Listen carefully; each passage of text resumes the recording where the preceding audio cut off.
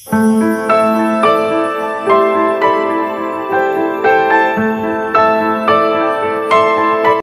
pagi hari ini Tuhan pertemukan kita dalam peneguhan pernikahan daripada Bapak Julian Epiner dengan Ibu Mervalia Girsa dengan satu tujuan, ingin disatukan di dalam nama Tuhan Yesus. Jadi sebelum-sebelumnya memang saya tanya, pernahkah diberkati di gereja? Jadi karena pengakuan mereka berdua nggak pernah diberkati di gereja, itulah alasannya mengapa pengantin ini diteguhkan di tempat ini. Haleluya. Supaya kita mengerti, loh, mengapa diberkati? Karena tidak pernah memang diberkati di gereja. Seandainya dulu kedua pengantin ini dulunya pernah menikah dan diberkati di gereja, salah satu saja itu tidak akan bisa dilaksanakan di tempat ini. Contohnya,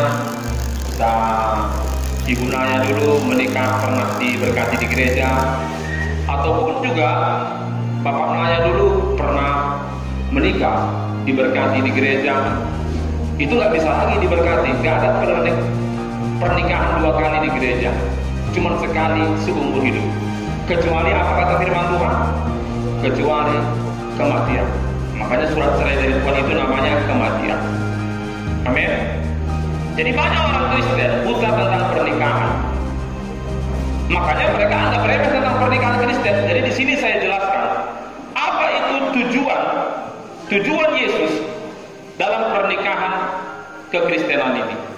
Jadi di sini saya akan jelaskan hal pernikahan Kristen sesuai dengan ajaran Yesus. Kita baca dulu mulai dari Matius pasal 19 ayat 5 sampai 6. Ya, Matius pasal 19 ayat 5 sampai 6. Kita mulai dari sini. Nah, saya akan jelaskan bagaimanakah itu pernikahan Kristen sesuai dengan ajaran Yesus, bukan ajaran gereja ya. Jadi gereja ini banyak macam-macamnya, tapi sebenarnya ajaran Kristen itu satunya, cuma dasarnya Alkitab. Kalau berbeda, sebenarnya yang bikin berbeda itu peraturan gereja. Tapi kalau Alkitab tak akan pernah berbeda, karena bukan gereja yang menuliskan Alkitab ini, tapi itu dituliskan oleh rasul-rasul yang dipercayakan sama Tuhan dan diilhamkanlah untuk menuliskan kitab suci bagi orang Kristen. Kita baca dulu Matius pasal 19 ayat 5 sampai 6. Matius pasal 19 ayat 5 sampai 6, demikian firman Tuhan. Ya. Dan firman-Nya. Ya. Sebab itu laki-laki akan meninggalkan ayah dan ibunya. Ya. Dan jadi orang menikah itu katanya sebab itu laki-laki akan meninggalkan ayah dan ibunya. Terus dan bersatu dengan istrinya. Istrinya. Jadi orang menikah itu harus meninggalkan ayah dan ibunya dan bersatu dengan istrinya karena membentuk kepala rumah tangga baru. Jadi kalau orang menikah masih satu rumah dengan orang tua ataupun satu rumah dengan mertua, ini akan ada namanya masalah baru. Sudah Alkitab jelas mengatakan tinggalkan ayah dan ibu, karena kita itu sudah punya rumah tangga yang baru, kepala rumah tangga yang baru. Jadi tidak layak menurut firman Tuhan dalam satu rumah ada dua kepala rumah tangga. Berarti akan dua yang mengatur. Jadi kalau rumah tangga itu, contohnya si suami tinggal di rumah mertua, itu nggak lagi di bawah kendali suami, ada lagi kendali di situ namanya kendali mertua. Ataupun di rumah pihak keluarga suami, berarti ada namanya di situ juga orang tua suami yang mengendalikan nikah rumah tangga yang menikahi. Jadi ini bisa terjadi namanya perpecahan. Karena rumah tangga ini apapun ceritanya tetap ada kekurangan. Pihak suami pun ada kekurangan, pihak istri pun ada kekurangan. Dan sekali lagi tidak ada orang tua tidak membela anaknya walaupun salah sekali. Jadi udah tahu salah, makanya dia bilangnya anak yang benar. Jadi harus namanya bahasa karonya jayo. Amin. Itu Alkitab mengatakan, kalau saya yang mengatakan ya, harus meninggalkan ayah dan ibunya. Berarti jayo. Supaya apa? Jadi kalau ketika ngontrak pun tidak apa-apa, yang penting jayo. Jadi ketika kita sudah satu rumah, dalam rumah tangga itu, mau bagaimanapun kita di dalam, gak ada pihak ketiga yang mengetahui apa yang kita kerjakan, apa yang kita lakukan. Kalau itu terjadi pertengkaran, gak ada mertua di situ. Kalau ya betul anakku ya asal, gak ada lagi seperti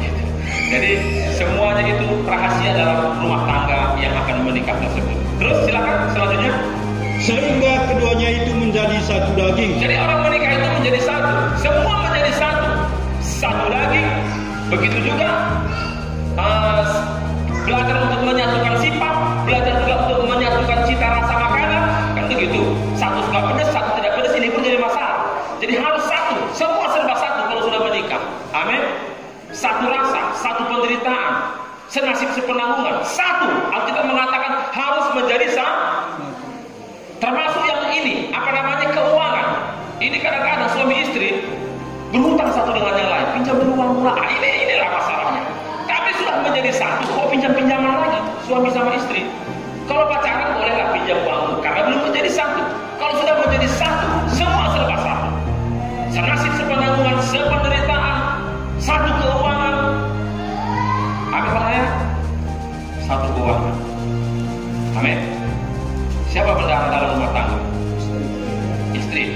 Makanya disebut ibu rumah tangga. Nggak pernah aku baca dalam kamus bahasa Indonesia ada bapak rumah tangga. Aku cari-cari, kalau ada berarti bolehlah bapak-bapak megang keuangan. Ternyata dalam kamus bahasa Indonesia hanya ada ibu rumah tangga. Haleluya. Berarti bendahara itu istri. Jadi harus dipercayakan. Makanya istrinya harus bawa Tuhan supaya bertobat. Jangan disalahgunakan. Amin. Kalau nanti belanja online terus bahaya juga. Haleluya. Jadi suami itu apa fungsinya? Kepala rumah tangga. Kepala rumah tangga. Istri itu apa fungsinya? Penasehat. Makanya kita mencatat istri itu diciptakan sebagai penolong dalam hal nasihat. Makanya kalau istri itu nasihatnya tidak baik, itu suami ini bisa hancur. Contohnya suaminya bertengkar di luar, ada masalah, datangnya istrinya kan, aku tadi begini, aku mau hantam ini. Apa kata istrinya? Kalau istrinya bilang, hantamlah baik, tekanlah, dia tidak boleh seperti ini. Ini pasti langsung dia punya pisau, dibacoknya. Tapi kalau istri mengatakan jangan, nggak boleh, ini tidak akan jadi, tidak akan terjadi. Itulah kekuatan dalam rumah tangga. Kekuatan dalam rumah tangga itu istri. Makanya Alkitab mengatakan istri diciptakan sebagai penolong dalam hal nasihat. Makanya kalau nasihat istri ini tidak baik, ini rumah tangga bisa hancur. Makanya belajar menasehati suami, mau bagaimanapun keadaannya, mau bagaimanapun tingkah lakunya, mau bagaimanapun perbuatannya, harus sabar. Namanya penolong. Kalau penolong itu harus sabar untuk membimbing yang ditolong. Jadi suami ini sebenarnya pihak yang lemah, makanya butuh penolong. Istri itu pihak yang kuat, makanya disebut dia penolong. Amin. Saudara bertanya, apa buktinya suami itu istri itu orang kuat? Buktinya ialah kalau istri itu, kalau dalam hal judinya disebut joker. Istri ini joker, kalau suami ini nggak joker, karena dia nggak serba bisa. Kalau istri ini serba bisa, itu buktinya dia orang kuat. Apa yang dikerjakan suami bisa dikerjakan sama istri, tapi apa yang dikerjakan istri belum tentu bisa dikerjakan oleh suami. Haleluya. Iya, nyetrika, ngepel, nyuci, masak, ngurus anak. Ini suami banyak di sini gagal. Makanya kalau istrinya meninggal dunia, suami cepat-cepat kawin. Kalau dia nggak cepat-cepat kawin, langsung anaknya diserahkan kepada mertua ataupun kepada orang tuanya. Ini cucu lu deh, ini cucu lu mati. Dia nggak takut itu. Tapi kalau suami yang meninggal dunia, istri menjaga, bisa seumur hidup nggak kawin dia sanggup untuk menafkahi anaknya. Bahkan bisa sampai kuliah. Kenapa demikian? Karena istri itu orang kuat. Dia penolong itu. Jadi kalau tanpa yang ini suami dia mampu gitu. Tapi suami tanpa istri nggak mampu. Haleluya. Makanya banyak saya lihat dalam nikah rumah tangga. Awalnya ini istri-istrinya sakit gitu. Kalau nanti bapak saya sudah meninggal dunia, jangan kawin lagi ya Pak. Iya, saya janji tidak akan kawin lagi. Saya akan urus anak-anak kita. Tapi belum mengkering dari tempat kuburannya sudah ketemu jodoh. Itu fakta di lapangan. Tapi kalau namanya suaminya sudah meninggal dunia, jangan kawin lagi katanya. Ini bisa dipegangnya amanat itu. Dan memang dia sanggup. Kebanyakan saya lihat memang sanggup dia. Belum ada jarang terjadi ya. Kalau suaminya meninggal dunia, ada anak yang ditinggal, contohnya ada yang masih digendong, ada masih SD, ada masih SMP, langsung dididik sama mertua. Jarang itu kalau ibu meninggal dunia suaminya. Semuanya itu ditanggung jawab sama dia. Walaupun bekerja keras sendirian. Tapi kalau suami, kalau sudah masih ada yang digendong, ada yang masih SD, SMP, ini kebingungan ini. Gimana ini gitu. Nggak ngerti dia bagaimana solusinya. Itu buktinya suami itu adalah pihak yang lemah, yang perlu ditolong. Amin. Jadi Ibu Naya harus mengerti, suami ini perlu ditolong dalam segala. Jadi berikan kekuatan, kasih motivasi, jangan dirusak mentalnya. Jadi suami itu keluar powernya, keluar kekuatannya ketika kita memberikan motivasi positif kepada suami. Tapi kalau negatif, kau laki-laki tak berguna, kau apapun tak bisa, lemah. Akhirnya apa yang terjadi? Jatuhnya ke laut tua. Suami seperti itu. Kalau suami dilemah-lemahkan, bukan semakin kuat, dia harus lemah karena memang dia pihak yang lemah gitu. Makanya jangan kita heran kalau kita lihat banyak suami jatuh di meja judi, jatuh di narkoba, jatuh lagi di tempat mabuk-mabukan. Itu karena istrinya itu nggak bisa menolong suaminya keluar dari hal-hal seperti itu. Makanya pihak istri, seterusnya kita yang ada di sini belajar untuk menjadi penolong bagi suami. Amin. Kalau saudara mengatakan, wah enak aja dia, nggak mau saya, tahankanlah. Berarti saudara siap suami saudara mabuk-mabuk terus. Berarti saudara siap suami saudara berjudi terus. Dan berarti saudara siap suami saudara pulang tengah malam terus. Coba saya kasih yang terbaik. Belum tengah malam dalam pikirannya, dia tahu sambutannya pasti hangat, pasti disambut dengan senyum, bukan disambut dengan kayak ayam yang baru betelor begitu.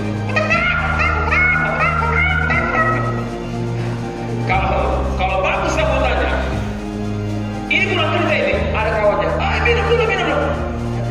Maaf nanti ya dia ingat istriku sudah menyiapkan hidangan di rumah.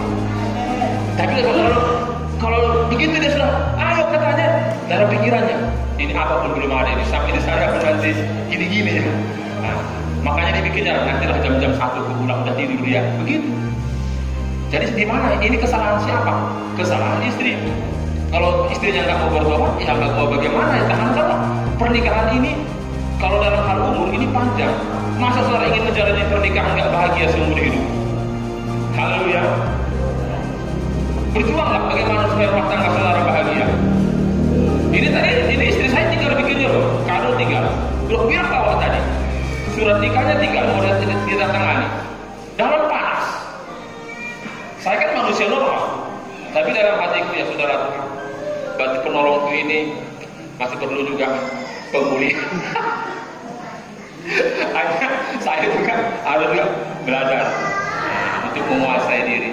Jadi suami pun juga harus belajar juga menguasai diri atas kekurangan istri, karena nggak ada manusia sempurna. Amin. Jangan tuntut kesempurnaan istri, ada kekurangan. Jadi belajarlah kita dalam menikah ini saling mengisi kekurangan, saling menguatkan, jangan saling melemahkan, saling membantu, saling menolong. Walaupun suami ini kepala rumah tangga, istri ini ibu rumah tangga, tapi gak ada salahnya kalau suami gak ada kesibukan untuk membantu pekerjaan istri, baik membantu dalam mencuci piring, baik membantu dalam masak atau apapun segalanya. Daripada nanti istri sakit, namin saudara juga yang repot. Amin. Udah kecapean, banyak kan istri pulang dari ladang capek, bawa lagi di sini, anak di depan digendong, kayu bakar tadi dulu kayu bakar, sekarang enggak. Ini dulu datang suami di belakang bersiul-siul bawa pisau. Dulu pernah kulihat seperti itu. Suaminya bersiul-siul di belakang, istrinya begini. Sampai di rumah siapa tahu siapa yang masak, istri juga. Semua dikerjakan sama istri. Kasihan sekali. Suaminya langsung pergi ke kedai kopi, mencatur, nunggu nasi masak. Gimana nggak urus kerepeng istrinya? Udah susah di ladang, susah lagi di rumah, menderita.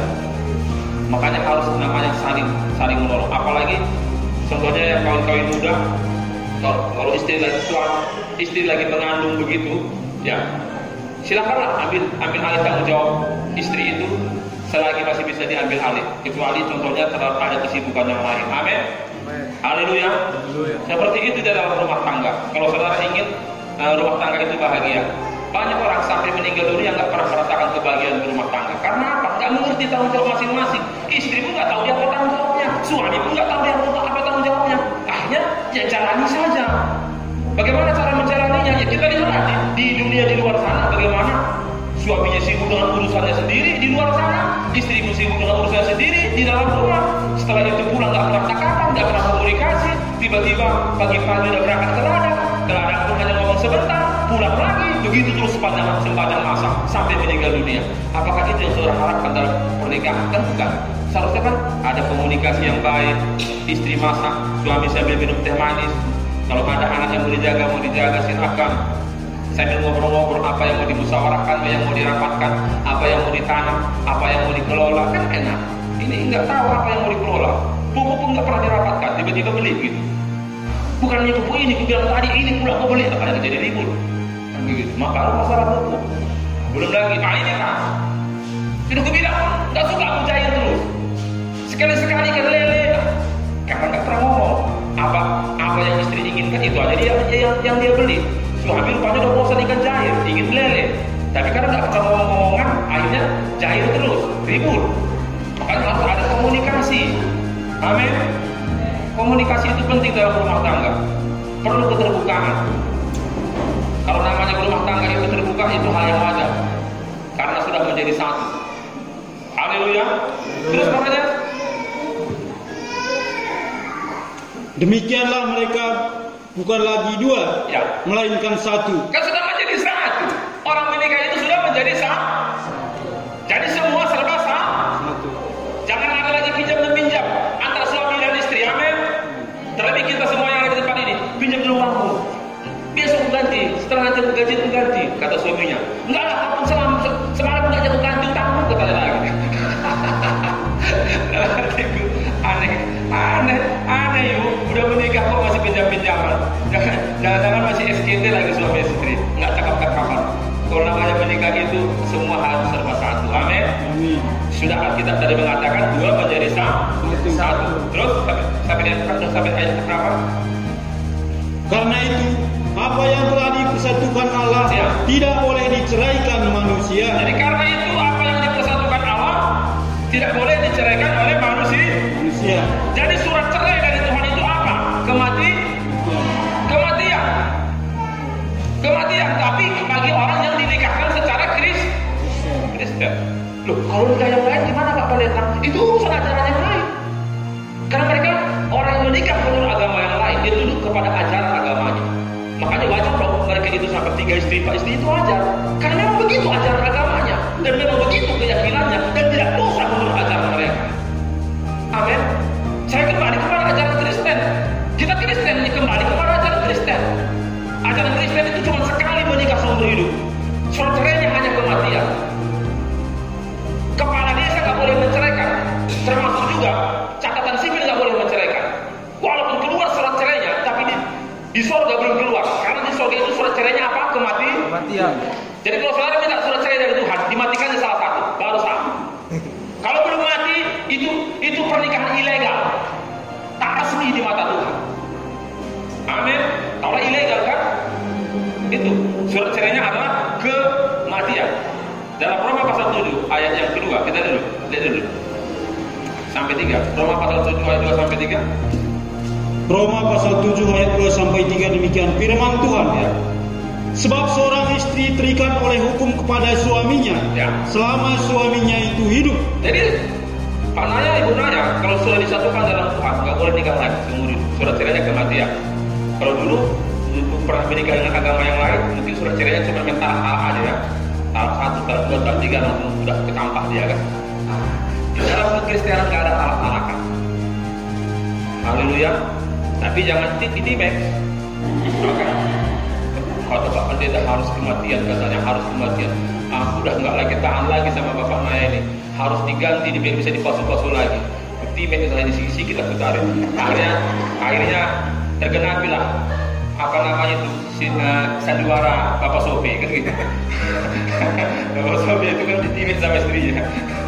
Kan gitu dalam ceritanya kalau pernah saudara baca dengan cinta karo itu jangan ditimek. Lebih banyak urusannya lagi. Kalau diratu baru mati baru menikah, itu udah mengalir saja. Amin. Jadi kalau udah siap ini seumur hidup, dan Bapak Naya juga udah siap ini seumur hidup, bolehlah kita satukan di dalam nama itu. Kalau belum, ya memang nggak bisa. Apa masih bisa cari pasangan lain lagi. Ibu Naya mau cari pasangan yang lain untuk diteguhkan di sini. karena ibu Naya belum pernah menikah secara kekristenan, bapak Naya pun belum pernah menikah secara kekristenan, walaupun mungkin sudah pernah kawin dulu. Tapi kalau datang contohnya bapak ibu Naya bawa pasangan kepada aku mau menikah, bapak Naya aku mau menikah, boleh, tapi jangan cari yang sudah pernah bercerai dalam pernikahan Kristen. Tapi kalau contohnya mau dapat lajang, mau dapat gadis Pak Naya, boleh kan? Saya di satu kasih. Gimana Pak Naya? Udah siap ini seumur hidup? Siap? Ini disatukan itu dalam nama Yesus loh. Jadi selama ini kan nggak dalam nama Yesus. Jadi di luar Yesus itu beda acaranya. Makanya boleh disatukan di sini. Amin. Kalau beda acaranya berarti beda Tuhan. Beda Tuhannya. Supaya jelas kita. Tidak ada satu agama pun di muka bumi ini yang mengakui Yesus Tuhan kecuali Kristen. Kau selalu tahu. Jangan kita bilang sering dibaca sering. Enggak ada. Alkitab enggak mengatakan sama. Tuhan kita Yesus. Dan ajaran orang lain tidak pernah mengakui Yesus Tuhan. Beda. Amin. Sama-sama kan loh. Ada orang gampang-gampang aja menyamakan. Enggak sama. Dalam hal acaranya aja sudah tahu kita beda. Mungkin dalam agama yang lain mungkin boleh beberapa kali menikah, bahkan tak pakai 3 istri pun sekalian boleh, kan gitu. Asal bisa dinafkahi semua makanannya boleh dalam agama yang lain. Tapi kalau dalam kekristenan, satu seumur hidup sampai kematian menjemput. Amin. Itu harga mati dari ajaran Yesus. Yesus tadi mengatakan kan? Yesus mengatakan, bukan gereja yang mengatakan, supaya kita mengerti. Jangan kita salah paham dalam hal ini. Kalau di gereja Gerakan Pentakosta itu ketat kali. Katanya kalau saya mau sepatu nggak boleh lagi, ketat kali. Bukan, itu ajaran Alkitab. Makanya baca di rumah. Kalau saya bukakan ayatnya, catat di kertas. Supaya betul nggak di Alkitab saudara tercatat seperti ini. Kecuali terobek. Dan dirobekkan anak-anak itu nggak ada penampakan. Itu bisa. Kalau nggak terobek Alkitabnya, sama isinya. Walaupun beda bahasanya. Mungkin ada bahasa karo, ada bahasa tobat, tapi tetap sama makna dan pengertiannya. Amin. Amin. Silakan terus ayat 2 sampai 3 tadi. Roma 1 2 sampai 3. Sebab seorang istri terikat oleh hukum kepada suaminya selama suaminya itu hidup. Ya, terus akan tetapi apabila suaminya itu mati, apabila suaminya mati, kalau sudah diteguhkan ini Pak Naya, Bu Naya, apabila ini apabila bukan mati ya kebetulannya. Apabila bapak Naya mati, terus bebaslah ia dari hukum yang mengikat kepada suaminya itu. Bebas, udah bebas menikah lagi bapak Ibu Naya. Dengan pasangan pilih lah, yang penting belum pernah nikah secara kekristenan, pasangannya boleh karena sudah cerai karena kematian. Terus jadi selama suaminya hidup, selama bapak Naya hidup, terus ia dianggap berzina. Ibu Naya dianggap berzina. Terus kalau ia menjadi istri laki-laki lain, kalau menikah menjadi istri laki-laki lain, dianggap berzina. Ibu Naya, Alkitab yang mengatakan, haleluya. Dan Yesus sendiri, bukan dari mulut rasul, mulut Yesus yang mengatakan itu, bahwa dia dianggap berzina kalau menjadi istri laki-laki lain. Haleluya. Nah, itu poin yang pertama. Jadi di sini saya akan jelaskan bagaimana itu pernikahan Kristen sesuai dengan ajaran Yesus. Yang pertama tadi, orang yang sudah menikah secara liturgi Kristen, surat cerainya hanya kematian. Yang kedua, kalau terpaksa bercerai harus siap hidup tanpa suami atau tanpa istri. Itu loh firmannya. Kecuali saudara dengar kabarnya pasangannya sudah meninggal dunia, ya bolehlah. Mungkin gimana tuh Bapak Pendeta? Aku udah terlanjur ini, tapi suamiku yang dulu masih hidup. Ya tunggu aja kabarnya dia meninggal dunia. Kalau meninggal dunia, teguhkan di sini. Haleluya. Tapi jangan kirim orang untuk merasunya di sana. Biar cepat-cepat saya kawin ke sini.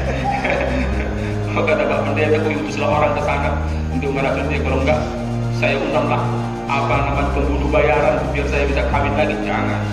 Nah itu nampahin dosa. Mengalir aja, biarkan aja. Kan ada lagu yang seperti ini. Segala perkara dapat ku tanggung di dalam Dia yang memberi kekuatan. Jadi kalau bersama Tuhan dapatnya kita tanggung. Walaupun artinya adanya jalan, masih ada jalan terbuka untuk tetap Tuhan buka jalan.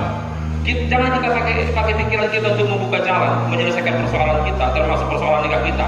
Biarkan Tuhan sendiri yang membuka jalan. Amin. Haleluya. Makanya ini hanya sedikit aja untuk mengingatkan ya. Untuk ini bukan untuk mempermalukan. Seperti Ribu kemarin katanya kan, dia menikah sama orang, suaminya masih hidup di sana. Sekarang udah meninggal dunia. Nah, udah meninggal dunia. Berarti Ribu sama Pola udah boleh diteguhkan seperti Bapak Naya. Mana Ribu? Nggak datang dia. Nah, udah boleh diteguhkan. Karena pasangan Ribu sudah meninggal dunia. Seperti itulah pernikahan itu. Tunggu kabar meninggal dunia, baru diteguhkan. Kalau belum katanya dia dianggap berzina kalau dia menjadi istri laki-laki lah. Kan jelas dari Alkitab mengatakan. Haleluya. Nah, tapi kalau contohnya ada rumah tangga terpaksa bercerai, aku nggak tahan Pak Pendeta, aku dipukulinya, sini benjol, sini semua habis, nggak tahan, apa yang terjadi? Yes, oke. Kalau memang nggak tahan, boleh bercerai juga. Firman Tuhan mengatakan, tapi ya harus hidup tanpa suami, tanpa istri. Kalau terpaksa bercerai katanya boleh, tapi harus tanpa suami, tanpa istri. Kalau kita tanpa suami, tanpa istri kan nggak berzina. Berzina itu kan ketika kita satu rumah dengan seorang perempuan, kan begitu. Amin. Kita baca dulu 1 Korintus pasal 7 ayat 10. 1 Korintus pasal 7 ayat 10. Silakan. Silakan. 1 Korintus pasal 7 ayat 10, demikian firman Tuhan. Silakan, cepat. Kepada 1 Korintus pasal 7 ayat 10 sampai 11. Kepada orang-orang yang telah kawin, Ya. aku bukan aku, tetapi Tuhan perintahkannya terus supaya seorang istri tidak boleh menceraikan suaminya. ya. Sebenarnya kalau sudah diteguhkan ataupun sudah dipasukan bagi orang yang nikah kudus, tidak boleh lagi diceraikan. Tidak boleh lagi apa kata tadi? Tidak boleh menceraikan suaminya. Tidak boleh lagi diceraikan oleh suaminya. Terus Dan jikalau ia bercerai, kan ada ayatnya. Tapi kalau dia bercerai, terpaksa bercerai, terus ia harus tetap hidup tanpa suami. dia harus hidup tanpa suami. Kalau terpaksa. Jadi ada situ dispensasi keringanan. Mungkin kada banyak dipukulin, terpaksa lah kan.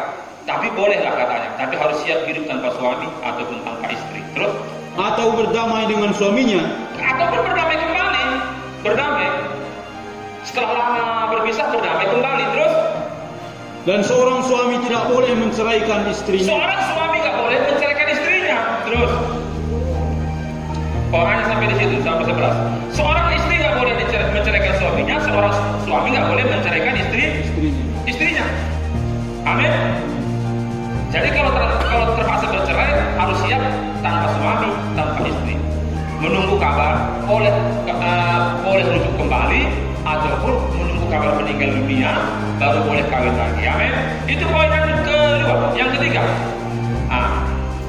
bagaimana itu pernikahan Kristen sesuai ajaran Yesus? Yang ketiga, kalau pasangan belum meninggal dunia, baru cerai, lalu kawin lagi.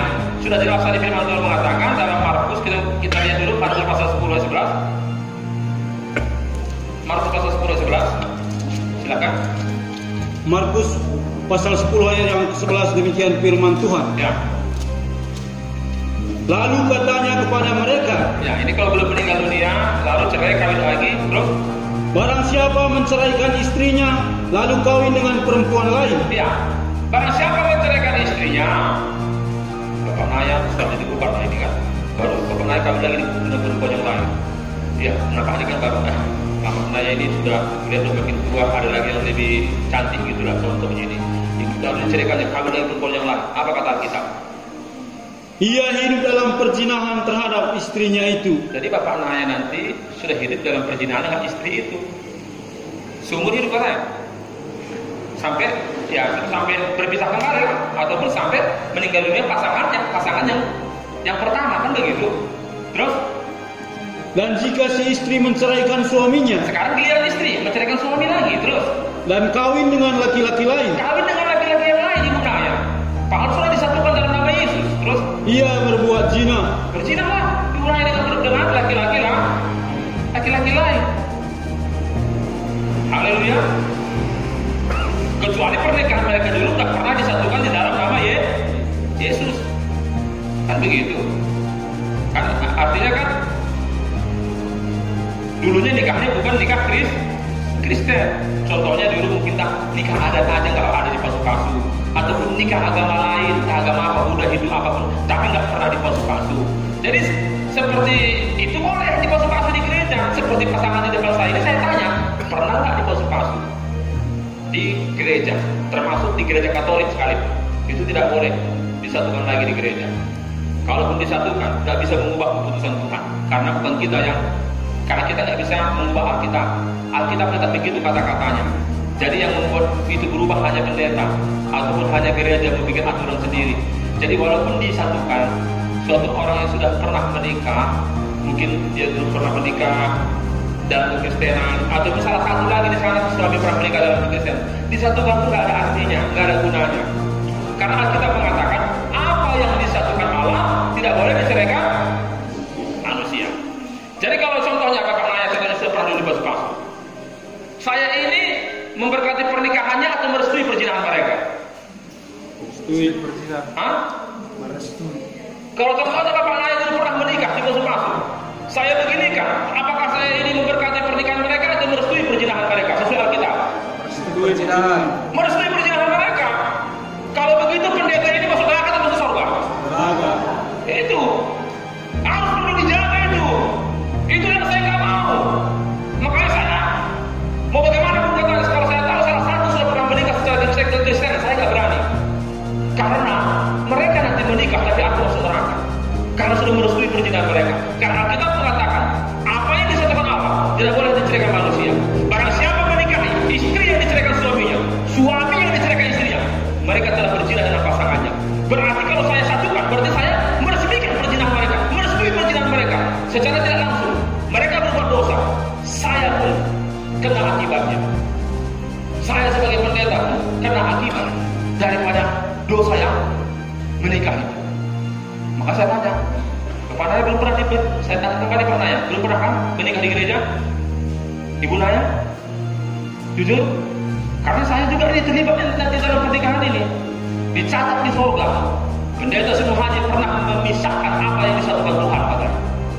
Bayangkan, saya nggak bisa membela diri karena ada iblis yang berdakwah di surga, yang siang malam berdakwah manusia.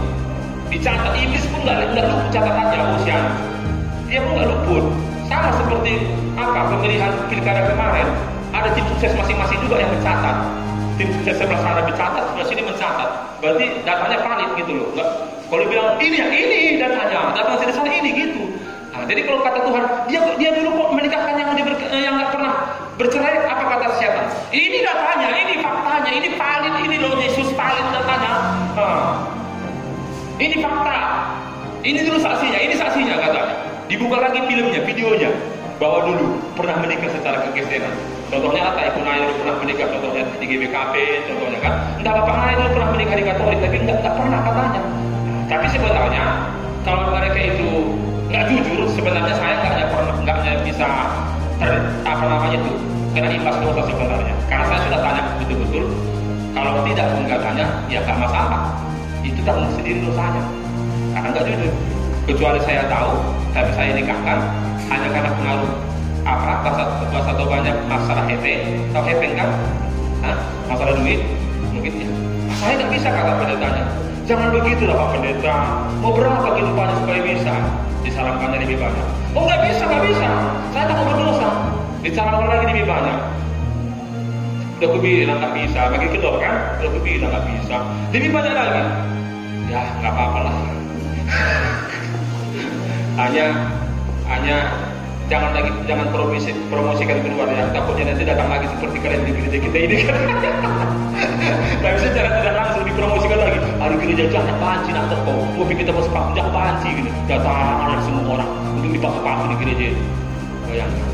Karena itu nggak bisa ditutup-tutupi. Pasti berdatang.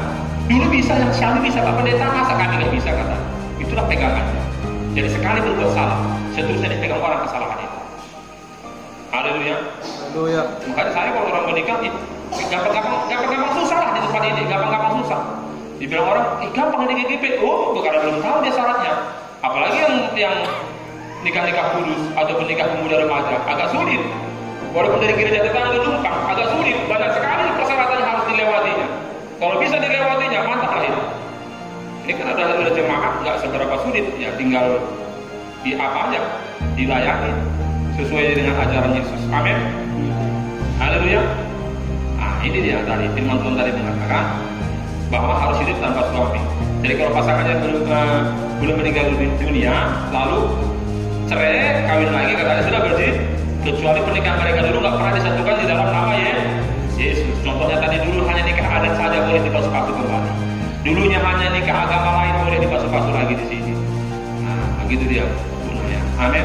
Itu makanya boleh, karena dulu Ibu Naya dulunya menikahnya nikah muslimnya, nah boleh. Nah, Bapak Naya pun dulu pernah juga katanya nikah adat dulu ya, boleh dipasukan karena nggak pernah tangan hamba Tuhan diletakkan di kepala pengantin ini untuk memberkati mereka. Belum pernah kan?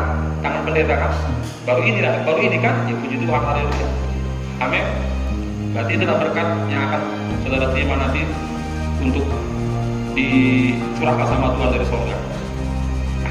Jadi dalam 1 Korintus kita baca dulu 1 Korintus 4:1-12.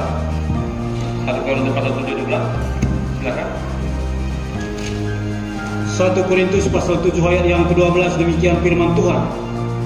Pada orang-orang lain aku bukan Tuhan katakan. Ya, aku bukan Tuhan katakan. Terus kalau ada seorang saudara beristrikan seorang yang tidak beriman. Yang tidak beriman berarti dulu dia nikahnya nggak nikah Kristen, baru punya istri yang tidak beriman. Maksudnya nggak keyakinannya nggak di dalam Yesus, ataupun suami nggak beriman nggak dalam nama Yesus. Baru tiba-tiba suaminya bertobat ikut Yesus, ataupun istrinya bertobat dalam nama Yesus. Terus dan perempuan itu mau hidup bersama-sama dengan dia. Baru dapat ayat sudah ikut cinta Yesus lah. Baru perempuan ini dia masih agama yang lain contohnya kan, tapi dia mau tetap hidup bersama-sama dengan dia. Kan begitu. Apa kata firman Tuhan? Janganlah saudara itu menceraikan dia. Jangan diceraikan, nggak boleh diceraikan. Nah, kalau sudah memang cocok, ya udah diteguhkan aja sekalian. Amin. Diteguhkan aja sekalian. Kalau dulu nggak pakai ini lah kan, ya cocok ya udah diteguhkan gitu. Ngapain pula cari pasangan yang baru? Kita boleh. Gitu. Kalau bisa kita yang baru yang ganteng aja sekalian. Kalau udah menikah kan begitu juga begitu. Bapak nanya kalau sudah memang harus bersepakat boleh kata Pak Pendeta itu yang cantik aku pilih. Jangan yang ini aja lah, yang ada ini aja itu. Terus lagi diganti-ganti. Amin. Amin. Haleluya. Ini pun sudah mantap, udah yes. Tuhan pun mengatakan aku yes katanya. Kata iblis aku no. terus silakan. Ya. Dan kalau ada seorang istri bersuamikan seorang yang tidak beriman, tidak keyakinan, terus dan laki-laki itu mau hidup bersama-sama dengan dia. Tapi laki-laki mau hidup bersama-sama dengan dia, terus janganlah ia menceraikan laki-laki itu. Kita mengatakan jangan menceraikan laki-laki itu, terus karena suami yang tidak beriman itu, terus dikuduskan oleh istrinya. Dikuduskan sama istrinya. Jadi istrinya lah menguduskan pernikahan suaminya, terus. Dan istri yang tidak beriman itu dikuduskan oleh suaminya. Jadi istri yang tidak beriman dikuduskan oleh suaminya juga. Terus andai kata tidak demikian, kalau tak demikian, apa yang terjadi? Niscaya anak-anakmu adalah anak cemar. Niscaya kalau nggak diteguhkan, mohon maaf Bapak Ibu Naya, selama ini anaknya adalah anak-anak hasil perzinahan, anak-anak cemar. Alkitab mengatakan, bukan saya ya, maka susahnya jadi pendetanya kalau menyampaikan apa yang tertulis. Makanya banyak orang menyampaikan firman Tuhan ini dipoles-poles, bagaimana ini nggak boleh dari sakit hati. Makanya saya sering jadi korban sebenarnya. Itu namanya penyambung lidah Tuhan. Pendeta kan penyambung lidah Tuhan, menyampaikan isi hati Tuhan yang nggak seperti kita mau gerak. Tentu kadang-kadang kita poles seperti yang saya mau dan seperti yang Bapak Naya mau, kan enak dia. Kan begitu, ini enggak. Saya tahu ini pasti enggak seperti yang keluarga pengantin mau, ataupun kita yang hadir di sini enggak seperti yang kita mau. Tapi itulah ajaran Yesus, mau bagaimana lagi? Kalau katanya enggak diteguhkan, anak-anak itu adalah anak-anak hasil perzinahan. Tapi begitu sudah diteguhkan, anak-anak itu sudah dikuduskan di dalam nama Yesus. Anakmu sudah menjadi kudus, otomatis kudus. Haleluya. Jadi berkat kekudusan mengalir kepada keluarga ini, termasuk kepada keturunannya. Itu loh Alkitab mengatakan. Terus tetapi sekarang mereka adalah anak-anak kudus. Anak-anak kudus lah. Dulu anak-anak cemar sebelum diteguhkan. Setelah diteguhkan di dalam gereja, sekarang anak-anaknya bukan lagi anak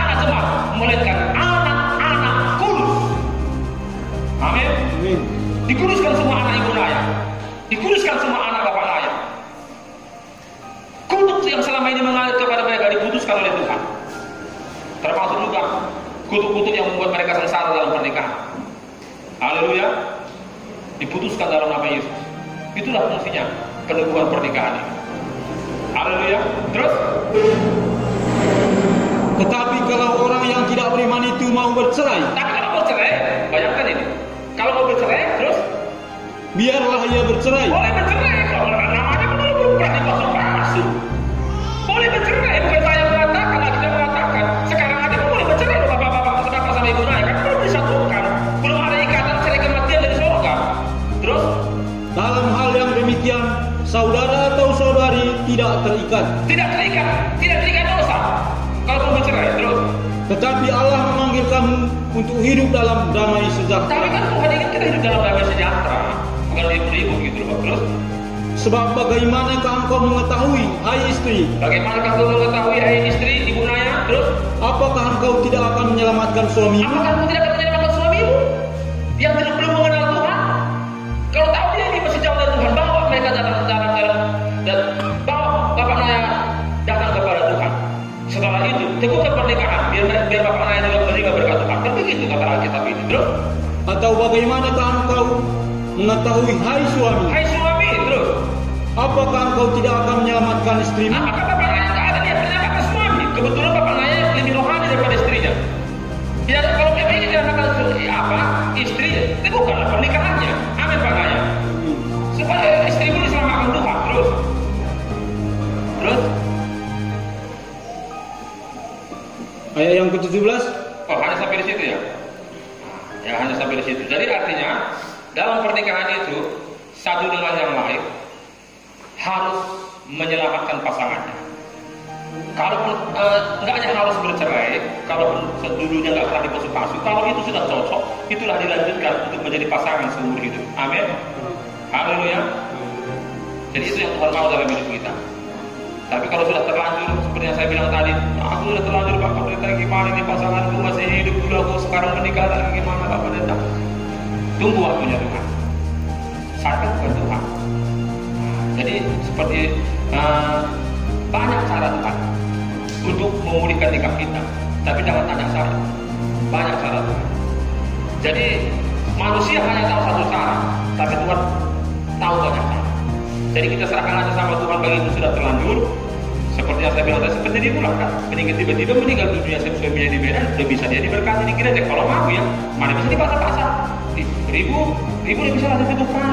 Orang suami di sana kan meninggal dunia, karena dibilangnya suaminya dulu dipasang-pasang bersama dia di sana, dilangkap dulu dipasang-pasang. Sebenarnya boleh, tapi nggak bisa saya paksa-paksa. Kalau dia nggak mau ya nggak juga gitu. Tapi secara kekristenan sudah boleh dipasang-pasang, sudah boleh. Jadi seperti itulah cara Tuhan. Amin. Tiba-tiba meninggal dunia di sana. Kita nggak tahu semuanya itu. Perjalanan hidup ini kita nggak tahu. Serahkan aja sama Tuhan. Yang penting apa kata firman Tuhan kita dengarkan, baru bilang sama Tuhan, Tuhan, aku mau hidup dalam firman. Bukakan jalan Tuhan untuk pemulihan nikah rumah tangga. Langsung nanti banyak cara Tuhan. Haleluya. Haleluya. Banyak cara Tuhan. Jadi sekali lagi suami istri ini kalau nanti sudah disatukan sama Tuhan, sama Tuhan Yesus, ini suami istri harus mengerti tanggung jawabnya masing-masing. Seperti yang sudah saya ajarkan kemarin kan, tanggung jawab suami itu mengasihi istri. Tanggung jawab istri itu menolong suami. Jadi seperti yang saya bilang, kalau suami itu kan disebut kepala, istri itu kan disebut tubuh. Jadi tahulah kan, ini preman aja, preman. Kalau dia contohnya kan, nggak suka dia sama dirinya sendiri, nggak pernah dibacok-bacok diri. Aku lah, contohnya kan, aku dia badan begini, ngeri kali kurasa, sangat kurasa kata Amina Bisu. Udahlah, mati sampai kau, nggak suka aku sama tubuh seperti ini, mati. Nggak ada. Preman tidak pernah dibunuhnya ataupun dibacok-bacoknya badannya. Tidak. Alkitab mencatat, istri itu tubuh, suami itu kepala. Jadi, kalau ada suami suka memukul istrinya, seperti betes dan ditinju, tanpa dia sadar sebenarnya yang dipukul yang disisanya itu adalah tubuhnya sendiri. Istri itu kan disebut tubuh. Jadi dirinya sendiri yang dia siksa tanpa dia sadari. Makanya kita mencatat belum pernah dicatat ada manusia suka menyiksa dirinya sendiri. Jarang itu terjadi. Kalaupun ada bunuh diri kan, tapi jarang terjadi. Akhirnya besok, mati aja aku, jarang terjadi. Itu biasanya sudah lari sarafnya itu. Kalau normal sarafnya dia tidak akan pernah membunuh tubuhnya. Makanya begitu juga. Kalau ada suami suka menyiksa istrinya, itu nggak normal itu. Udah lari sarafnya sebenarnya. Haleluya, haleluya. Nah, jadi kalau udah lari sarafnya berarti perlu perbaikan, perlu datang sama Tuhan supaya istri itu jangan menjadi tempat puing tinju. Jadi istri itu Alkitab mencatat, hai suami kasihilah istri. Kalau namanya kasih istri, berarti perhatikanlah apa kebutuhan tubuh. Kan begitu, kebutuhan tubuh itu apa? Jadi kepala harus memperhatikan tubuh ini. Kalau ada kena paru, ada kurang kan diobati. Terluka, taruh seperti itu. Ya apa kira-kira yang menyenangkan istri? Ya itulah yang dilakukan. Lakukanlah tanggung jawab sebagai suami, sebagai kepala rumah tangga, dan istri pun melakukan tanggung jawabnya juga sebagai bendahara rumah tangga. Jangan dihabiskan juga untuk beli barang-barang yang tidak perlu. Kalau memang belum diperlukan ya jangan dipaksa-paksakan. Beli makeup yang harga 300.000, beli ini yang harga lipstick yang harga 500.000. Ya habislah, penghasilan itu nggak seperti itu. Jadi haruslah kita berpikir juga sampai ke situ-situnya supaya rumah tangga ini menjadi harmonis. Amin. Amin kan ayah? Haleluya. Jadi ibu Naya harusnya menjadi berkat bagi suami. Kalau selama ini suami suka mabuk, suka judi apa, pasti ada apa. Ada apa dengan istri. Itu aja. Gak akan pernah suami mukul. Kalau bukan karena terpaksa. Itu kebanyakan. Kecuali lari sarafnya. Gitu. Haleluya. Tahu karena terpaksa kan? Makanya ketika dia terlatih dipukul. Maaf. Berarti kan refleks itu sebenarnya, refleks. Kenapa bicara refleks? Karena mungkin agak jadul sedikit kan begitu. Amin. Kalau dia terpakai, nggak mau berguna. Begini. Suami kan keras. Enggak main. Kalau mana? Diikuti pun di belakang. Enggak terpakai. Enggak main. Berpikir. Sebelum bapak tidak pernah mukul aku. Orang tua aku nggak pernah mukul aku, baru kau katanya. Ya itulah, makanya ya kalau sudah berumah tangga kan kita kan bukan sama orang tua kita, sudah sama suami kita. Artinya kan kalau mulut jadi berkah, bisa menjadi penolong, menjadi inspirasi bagi suami. Yakinlah rumah tangga pasti harmonis. Amin. Langsung sampai kakek nenek. Waktu itu pernah kami layani orang tua dari kampung Jawa. Saya udah lupa dua apa itu. Kakek sama nenek-nenek dekat-dekat kami yang muda mereka. Dalam hatiku, kalau sudah seperti ini, gigi kedua, seperti ini pun ribut. Berarti mulainya dia pertama menikah sampai seperti itu nggak pernah bahagia. Apakah saudara mau seperti itu? Seumur hidup, kalau saya kan mau ribut terus. Kutanya, guru apa itu? Masih kan ya? Guru apa? Guru gitu. Mohon maaf begitu begitu. Nah, gini kan. Ayo maaf, anakku tak pendeta, tak loh. Ayo lah. Laki aja tak mau pendela tangannya, mau pendela. Lalu terkait ini ya, Dik. Ayo pendela kampung Jawa, janda. Kok jaya lah, kok tak bukan nanti dengan janda rese. Baru kulihatlah kakek ini dalam hatiku. Lebuka, janda kita dalam apa negara dibentar kan begitu. Bisa dibedakan mana hitam, mana putih, mana ganteng, mana jelek. Banyaknya anak-anak raja ganti di situ. Masa dipilih si kakek-kakek kan begitu. Hati itu inilah keterlaluan sekali. Masa dicemburui udah tua kayak gini, udah bola-bola. Aduh. Kalau sudah setua itu pun kasusnya tetap masalah cemburu. Sudah setua itu kasusnya masalah cemburu. Apalagi dulu masih kawin muda. Berarti perang terus seperti Jody Parede mengatakan. Tapi anak tambah tiap tahun. Jangan seperti itu. Perang, anak tambah tiap tahun. Ini Jody Parede yang bilang ya. Mungkin fakta mungkin ada seperti itu. Memang tidak seperti itu. Ribu-ribu itu setelah itu sudah ada kempunya, ada anaknya. Itu dulu kami layakan ikutan baru. Bayangkan. Anaknya udah besar. Ya Bu ya. Kempunya udah ada. Tapi ribut masalah cewek.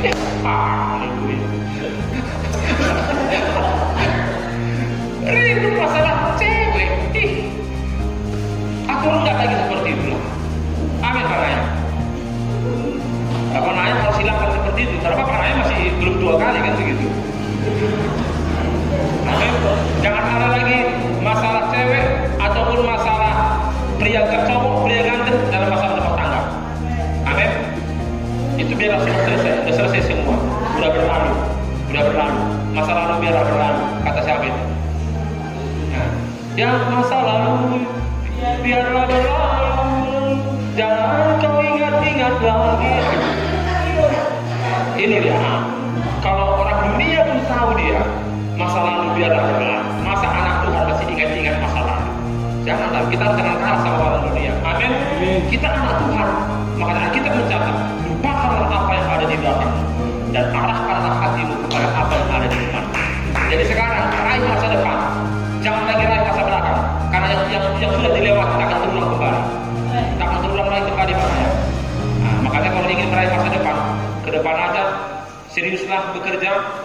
Apapun kata orang tak dengarkan, bantulah istri apa yang bisa dibantu. Walaupun dibilangnya, bapak saya aku jadi membencong, bagaimana, mau ganti bapak dia istri, tak tahu saya dengarkan. Yang penting tanamlah setuhunya, baca karonya. Amin.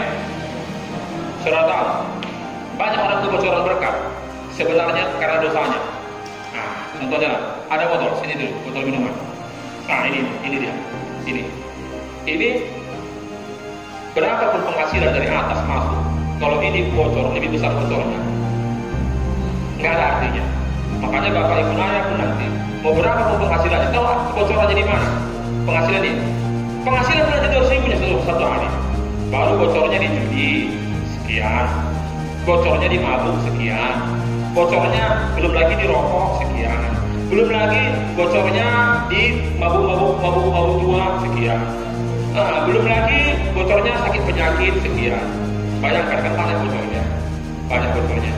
Jadi kita datang sama Tuhan ini, kenapa Tuhan suruh bertobat tinggalkan dosa supaya jangan ada lagi yang bocor. Cobalah, nggak ada lagi mabuk. Karena biasanya uang mabuk udah terkumpul, uang judi udah terkumpul, uang apa lagi? Uang rokok udah terkumpul, uang sakit udah terkumpul karena dalam Tuhan buat sehat. Apalagi uang selingkuh banyak pengeluaran. Uang selingkuh pun nggak lagi keluar, sudah terkumpul, udah bisa digunakan suami istri bersama-sama. Amin. Haleluya Pak. Kalau semua tersimpan ini, walaupun 200.000 dikumpul tiap hari, lama-lama jadi bukit, keluarlah L300. Amin. Gak ada yang mustahil itu, masalah itu. Tapi kalau saudara tetap pertahankan masalah itu, sekali virusnya itu kawan dulu. Jemaat sudah ngerti itu bahasa itu. Kawan busuk mabuk dulu sebelum bertobat, kawan mabuk. Semua aja, mari, lu perlu kebiaran. Ini pire, ini tuai kaya dan murah. Tempat mengajar. Saya bagi kumis lah. Bunda dicukur pagi murah katanya. Akhirnya sakit dia karena nggak pernah disimpan uang dia. Akhirnya uang berobat pun nggak ada, meninggal dunia. Saya bagi kumis katanya. Iya, kumis dicukur memang langsung biasa bertumbuh. Kalau duit nggak seperti itu. Masa duit seperti kumis? Enak kali hidup ini kalau seperti itu. Aku pun mau. Kau habiskan sekarang, besok datang lagi. Kau habiskan 1 juta, besok datang 1 juta. Kau habiskan 2 juta, besok datang 2 juta. Ya enak. Seperti kumis. Jangan. Haleluya. Makanya dosa itu membuat berkat kita semua terbuang sia-sia. Jadi saya rindu keluarga di tempat ini setelah menikah, jangan salah gunakan lagi berkat Tuhan. Amin. Walaupun sedikit, asal tersimpan, itu luar biasa berkatnya. Apalagi yang sudah ada Bapak Aga di sini kan, CU, ya sudah sisihkan sedikit-sedikit ke CU, anggap aja nggak punya uang. Nah, kalau contohnya tadi ada uang rokok gitu kan, ya udah sisihkan aja ke CU semua uang rokoknya, anggap aja masih merokok, tapi uang rokoknya masukkan ke CU. Kalau selama ini Bapak naik habis merokok contohnya berapa biasanya Pak? 30.000? 20.000? 25? Nah, pikirlah 20.000 per hari. Jadi usahakan terus 20.000 kumpuli. Setelah itu sampai minggunya setor sama Bapak Aga.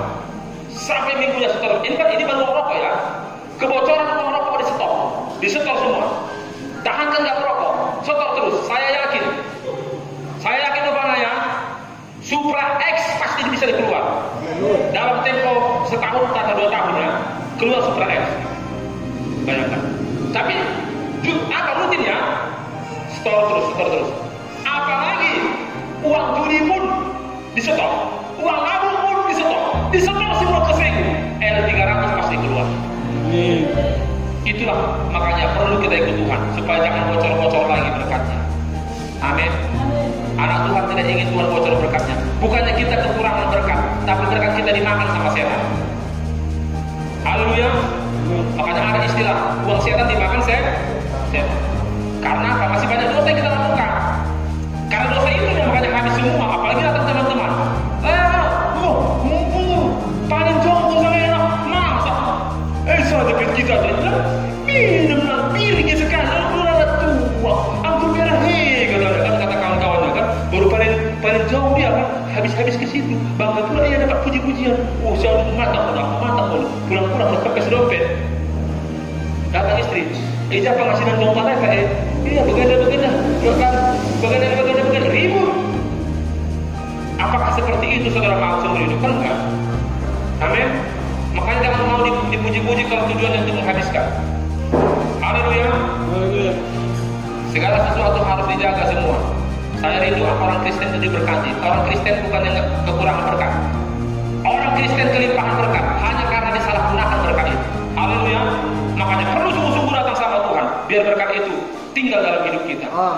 Kalau ini sudah tinggal di dalamnya, apa yang terjadi? Tinggal menikmati gini dah. Dinikmati. Kalau kosong apa mau dinikmati? Ngutang terus. Haleluya. Setiap hari ngutang. Akhirnya bikin lubang kata orang Irama. Amin. Ini adalah firman Tuhan bagi kita. Saya rindu ini jadi berkat bukan hanya bagi keluarga pengantin ini, tapi bagi kita semua yang ada di tempat ini.